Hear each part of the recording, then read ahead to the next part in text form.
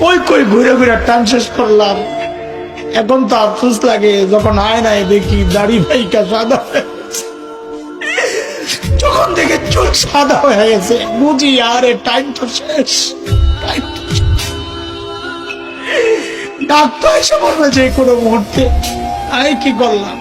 আরে ভাই, কে আমাকে আপনাকে গ্যারান্টি দিল যে আমাদের মৃত্যুর যন্ত্রণা হবে না? ওমর তো গ্যারান্টি পাওয়া মানুষ। আমাকে আপনাকে কে গ্যারান্টি দিল যে আমাদের কবরে আযাব হবে না?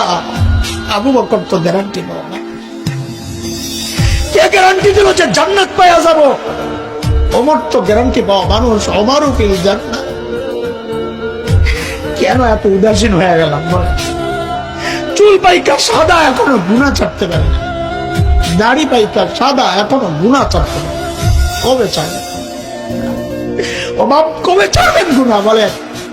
ও যুবক, ও ভাই আমার, আয় কাছে আয়, তোর পাও গুলা দে, আমি একটু হাত চালা একটু বইলা যাই, গুনাহ ছাড়। হাবে যাবে জায়গায় টাইম পাস না করে মালিককে টাইম দে।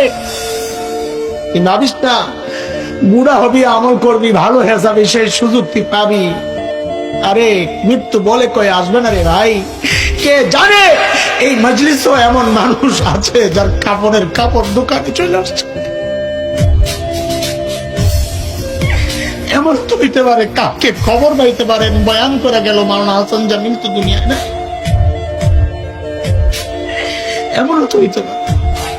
কোন ভরসা এইভাবে চলতেছি বলেন না? কোন ভরসা? সারাদিন মালিকের থেকে দূরে, সারাদিন দূরে, দুনিয়া দুনিয়া দুনিয়া।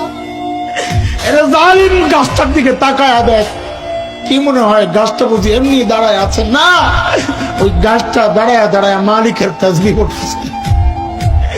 যে নিকৃষ্ট কুকুরটারে তাড়ায়া দিচ্ছ, খবর নাই ওই কুকুরটাও রুকুর হালত মালিকের তাসবিহ পড়ে। পড়ি না কেবল আমি একটু।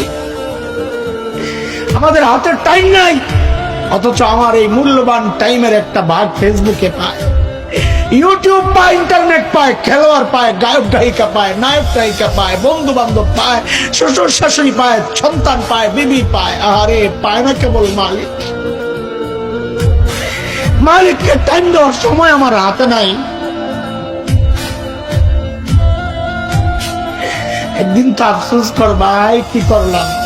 ইয়া লাইতানি কদ্দামতু লিহায়াতি, ইয়া লাইতানি। হায়, এই জীবনের জন্য যদি কিছু পাঠাইতাম।